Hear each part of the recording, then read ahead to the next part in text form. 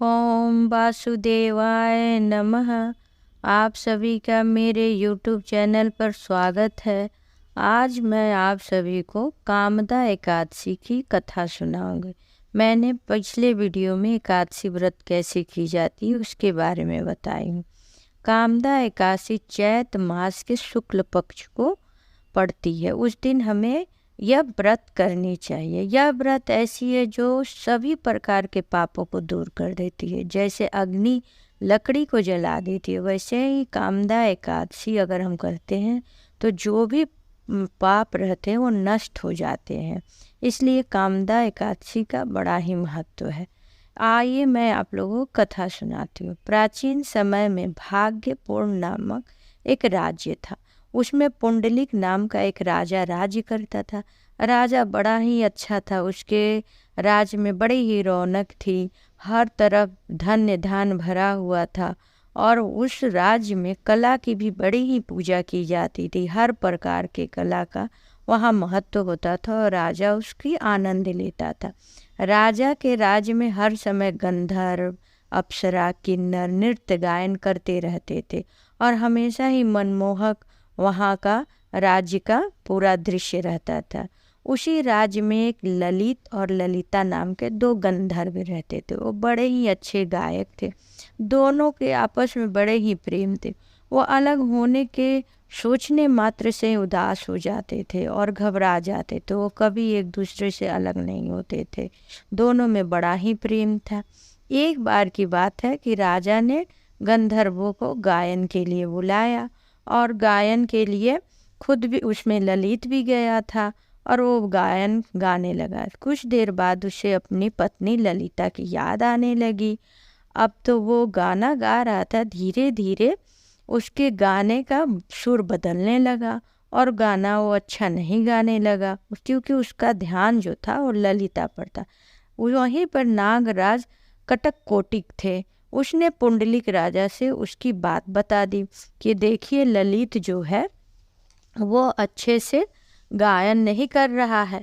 अब राजा को बड़ी क्रोध है। वह तुरंत उसे श्राप दे दी कि जा, तू मेरे समक्ष अपनी पत्नी की इच्छा रखता है और उसे याद कर रहा है। मैं तुझे श्राप देता हूँ कि तू राक्षस हो जा और ऐसे ही भटकता रहा। तो अब ये श्राप होने के बाद जो ललित था वो बड़ा ही विकराल रूप में आ गया। उसकी आंखें लाल लाल, दांत बड़ी बड़ी, नाक मोटी सी, दो सिंह आ गए और विशाल शरीर वाला क्रूप एकदम बन गया। अब वो तो राक्षस बन गया था, तो वन में जाके इधर उधर जाता था और नाना प्रकार की अधर्मी कार्य करने लगा। लेकिन उसकी पत्नी जो ललिता थी उसके पीछे पीछे दिन रात लगी रहती थी। उसके पीछे पीछे जाती थी कि तुम ये अधर्म का काम मत करो, या वो बहुत ही दुखी रहती थी। इसी प्रकार एक बार घूमते घूमते वो विंध्याचल पर्वत पे पहुँचे। वहाँ से सिंगरी नामक एक मुनि थे। उसने उनकी महिमा बहुत सुनी थी। सिंगरी मुनि जो है वो सबका कल्याण करते हैं। वह वहाँ पे तुरंत उनके पास पहुँची और जाके बोली, महाराज, हे साधु महाराज, मैं वीरधन की पुत्री हूँ और ललित नाम का गंधर्व मेरा पति है। एक बार की बात है कि राजा उसके गायन से नाराज हो गए और उसे राक्षस योनि में भेज दिए।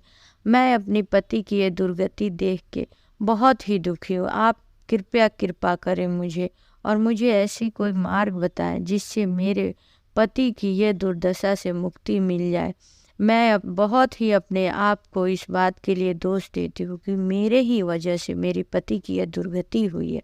अगर वो मेरे बारे में ना सोचते और ना उनकी गायन की लय बदलती और ना ही राजा पुंडलिक उसे श्राप देते। इसलिए मैं कहीं ना कहीं इस दंड के लिए खुद को भी अपराधी मानती हूँ। आप ऐसा कोई कृपा कीजिए भगवान, हे मुनि श्रेष्ठ, कि मेरे पति की यह दुर्गति समाप्त हो जाए। आप कुछ तो बोलिए। मुनि जो थे बड़े ध्यान से ललिता की बातें सुन रहे थे और बोले, पुत्री, तूने बड़े ही पतिव्रता स्त्री है। तू अपने पति से बहुत ही प्रेम करती है। मैं तुम्हें इसकी एक उपाय बताता हूँ। कुछ दिन बाद कामदा एकादशी आने वाली है।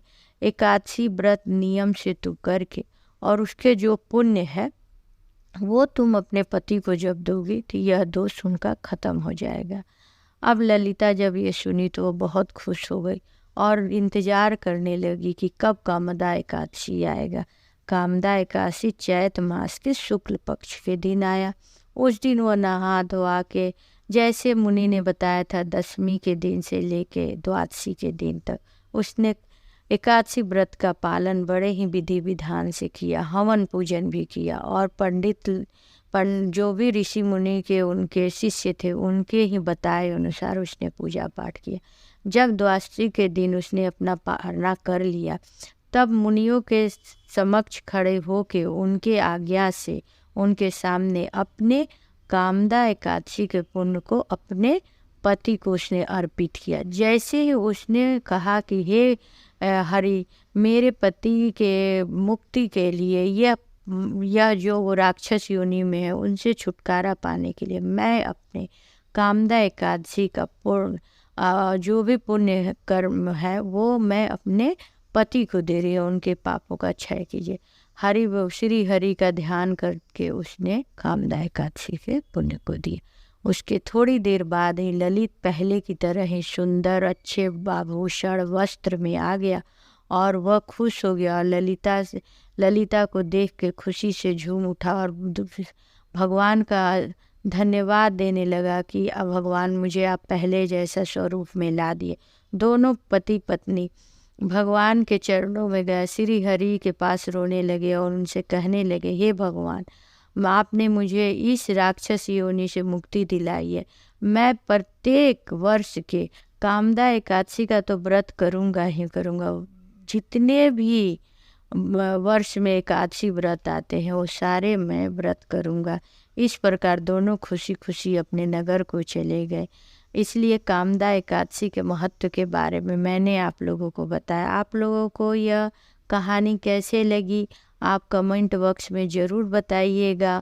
अगर मुझसे कुछ त्रुटि हुई होगी कहानी कहने में तो उसे क्षमा कीजिएगा और आप ये कहानी सुनिए कामदा एकादशी के दिन। ओम वासुदेवाय।